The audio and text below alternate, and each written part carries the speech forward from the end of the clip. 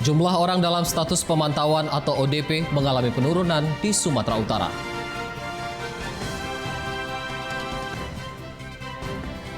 Dinas Kependudukan dan Pencatatan Sipil Kabupaten Langkat menerapkan layanan online bagi warga.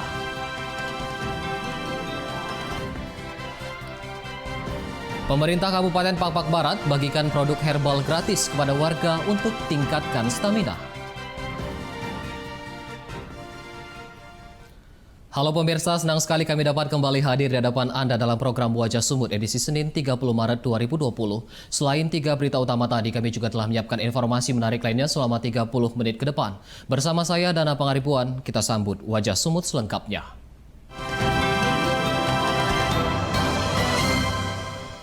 Jumlah pasien positif COVID-19 di Sumatera Utara mencapai 14 orang. 2 telah meninggal dan 12 masih dirawat. Sedangkan jumlah orang dalam pemantauan atau ODP mengalami penurunan menjadi 2.556 orang. Harusnya kita lebih panik kalau antibodi. Data tersebut dikonfirmasi oleh Gugus Tugas Percepatan Penanganan COVID-19 Sumatera Utara hingga tanggal 29 Maret 2020 pukul 17 waktu Indonesia Barat.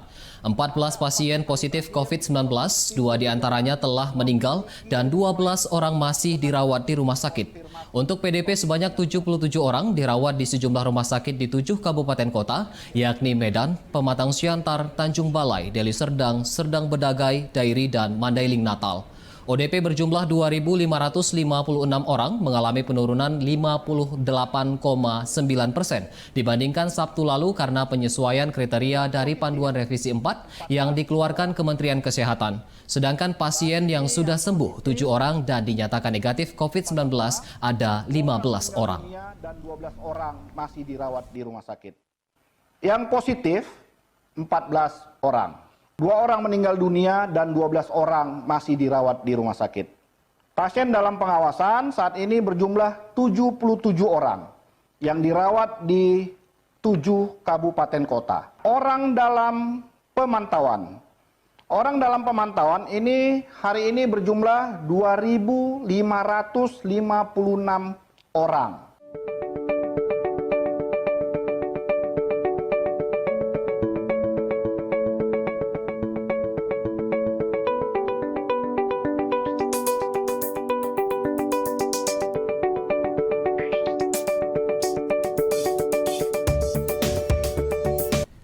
Satu pasien dalam status pengawasan atau PDP COVID-19 meninggal dunia usai dirawat di RSUD Deli Serdang pada Jumat lalu.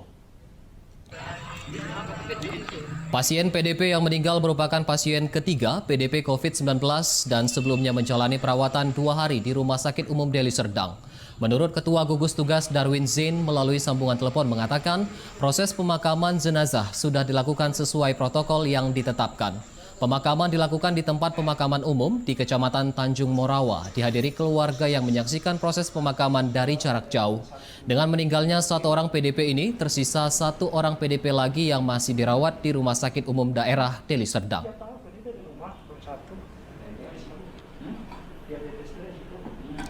Suatu orang warga dengan status orang dalam pemantauan atau ODP melarikan diri dari ruang isolasi Rumah Sakit Umum Daerah Sidikalang. Pelaku nekat melarikan diri karena takut hewan ternaknya mati.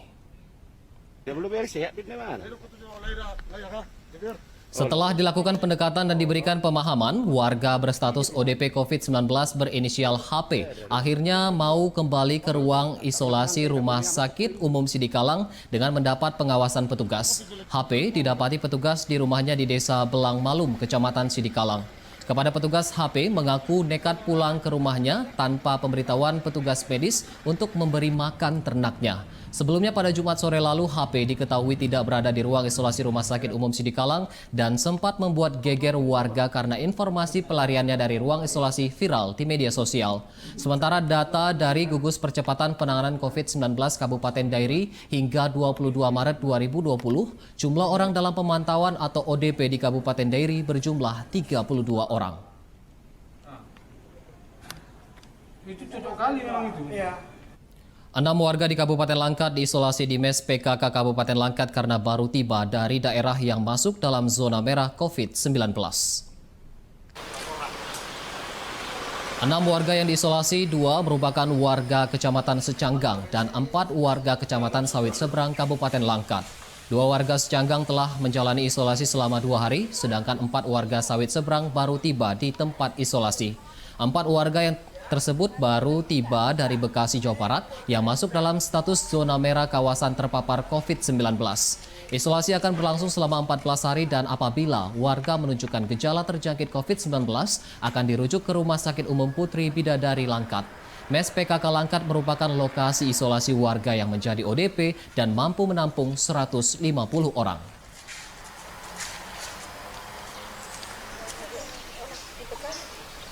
Pemirsa, guna mengantisipasi penyebaran virus corona atau COVID-19, perayaan tradisi Cengbeng atau ziarah kubur bagi etnis Tionghoa di Kota Tebing Tinggi ditiadakan. Beginilah suasana di lokasi pemakaman etnis Tionghoa di Kecamatan Padang Hilir, Kota Tebing Tinggi sepekan jelang puncak perayaan Cengbeng. Di gerbang masuk menuju pemakaman dipasang pagar penghalang dan spanduk berisi tulisan larangan melakukan ziarah kubur dari pihak kepolisian. Biasanya sepekan jelang puncak perayaan Cengbeng, lokasi pemakaman sudah dipadati ribuan pijarah yang datang dari berbagai daerah di tanah air maupun mancanegara. Pengurus Yayasan Pemakaman Tommy mengatakan perayaan Cengbeng tahun ini ditiadakan sesuai maklumat Kapolri dan surat edaran Wali Kota Tebing Tinggi karena masih maraknya kasus COVID-19 di tanah air. Masyarakat yang akan merayakan Cengbeng diimbau berdoa di rumah masing-masing agar tidak terjadi kerumunan di lokasi pemakaman. Untuk dihimbaukan kepada masyarakat Tebing Tinggi ini untuk merayakan Cengbeng lebih baik di rumah saja. Berhubungan kita semua untuk menjaga virus yang COVID-19 ini supaya jangan menyebar sampai ke tebing ini.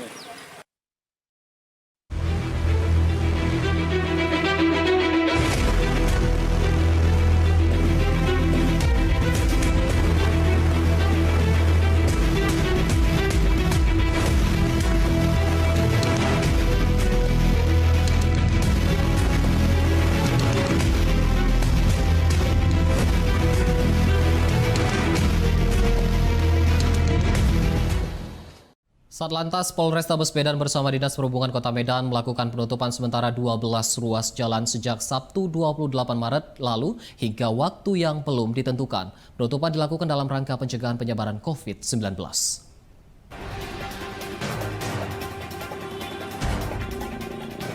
12 ruas jalan di Kota Medan ditutup sementara demi mencegah penyebaran COVID-19 sejak Sabtu 28 Maret lalu hingga waktu yang belum ditentukan.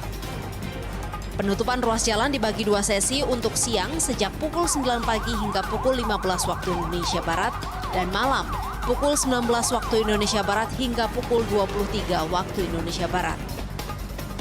Salah satu ruas jalan yang ditutup diantaranya Jalan Jamin Ginting dan Jalan Dr. Mansur, Kota Medan. Bukan penutupan total ya, kita tidak penutupan total, hanya membatasi.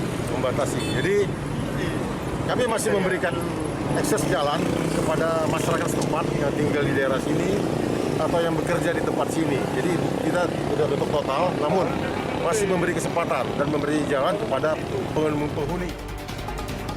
Masyarakat juga diminta agar melakukan physical distancing, social distancing, dan mengurangi aktivitas di luar rumah. Kita tidak boleh meniru kegagalan Italia.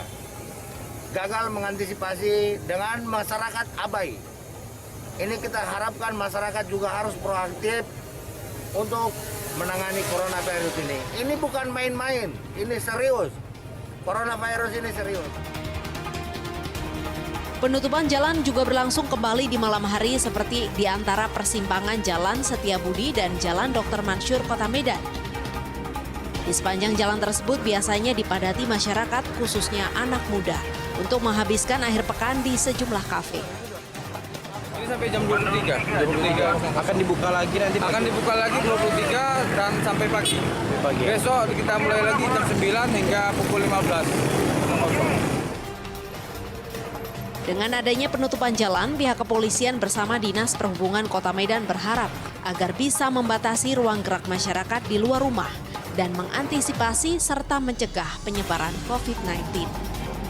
Dari Medan, Sumatera Utara, Teguh Angga, Metro TV.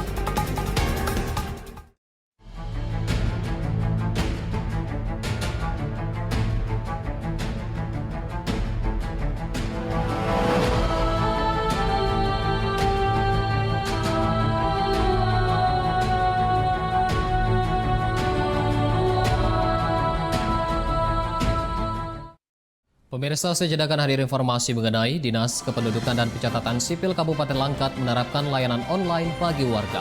Tetaplah bersama kami.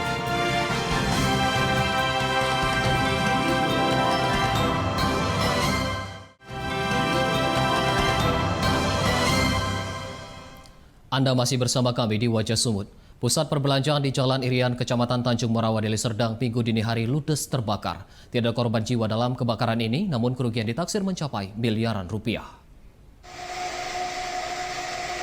Menurut saksi mata, kebakaran pusat perbelanjaan 3 lantai tersebut terjadi sekitar pukul 2 waktu Indonesia Barat. Petugas pemadam dan warga berupaya memadamkan api, namun api dengan cepat membesar karena sebagian besar barang yang tersimpan di dalam gudang merupakan bahan yang mudah terbakar. 9 mobil pemadam kebakaran dari Pemkab Deli Serdang dan Pemko Medan dikerahkan untuk memadamkan api. Sementara pihak kepolisian sektor Tanjung Morawa masih menyelidiki penyebab kebakaran. Tidak ada korban jiwa dalam kebakaran ini, namun kerugian ditaksir mencapai miliaran rupiah.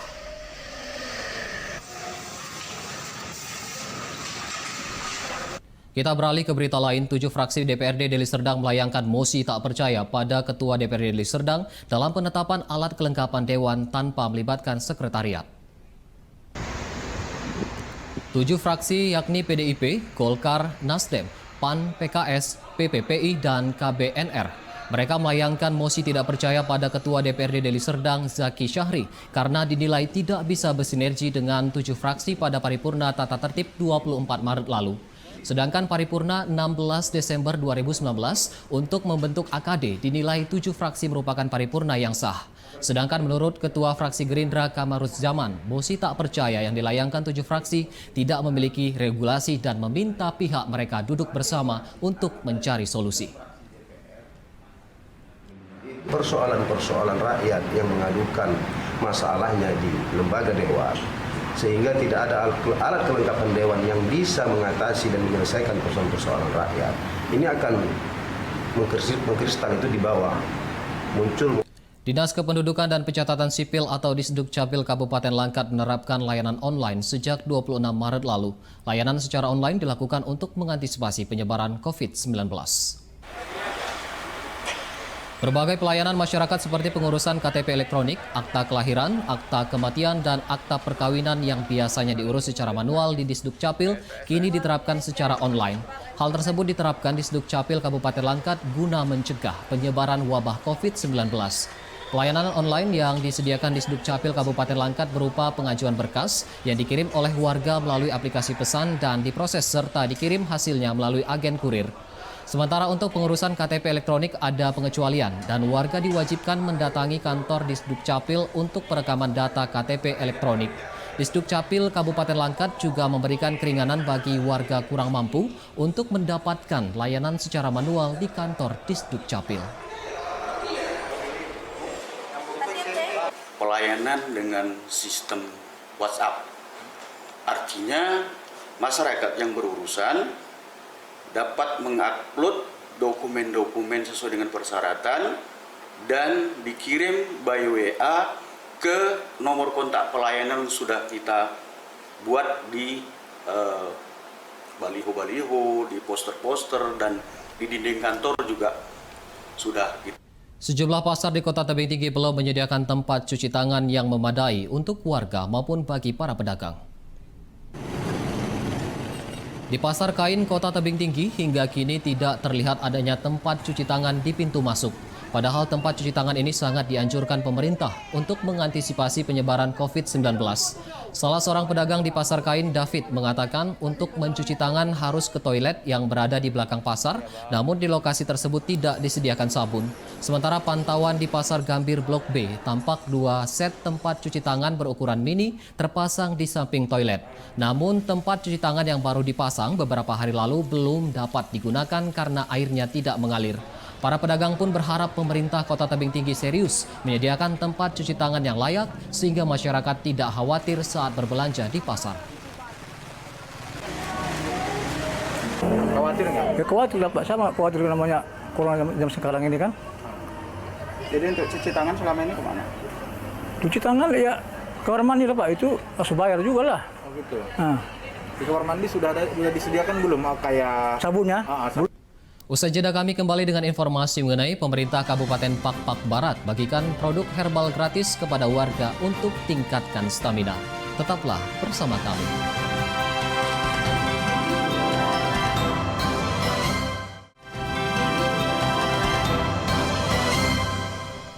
Kembali lagi di Wajah Sumut.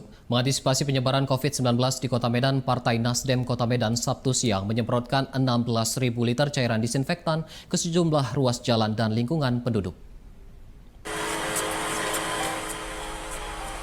Menggunakan 1 unit mobil Dinas Pemadam Kebakaran Kota Medan, cairan disinfektan disemprotkan ke sejumlah ruas jalan di Kota Medan seperti Jalan Sekip, Jalan Masjid, Danau Singkarak, Jalan Halat, Jalan Denai, dan jalan protokol lainnya. Selain ruas jalan, penyemprotan turut menyasar lingkungan penduduk di 3 kecamatan, yakni Kecamatan Medan Barat, Medan Area, dan Medan Denai. Selain penyemprotan, dilakukan juga sosialisasi kepada warga tentang pentingnya menerapkan social distancing dan physical distancing untuk menekan penyebaran COVID-19. Partai Nasdem Kota Medan selanjutnya akan membagikan hand sanitizer yang saat ini tengah diproduksi. Ini hanya program awal dari partai kita. Program kita adalah ke depan kita akan membuat call center di mana nanti dari petugas kami dari Nasdem akan menyemprotkan disinfektan secara gratis ke lingkungan rumah dan gang-gang warga. Yang kita lakukan sekarang di jalan utama, tapi nanti untuk gang, lingkungan, dan rumah-rumah kita akan buat.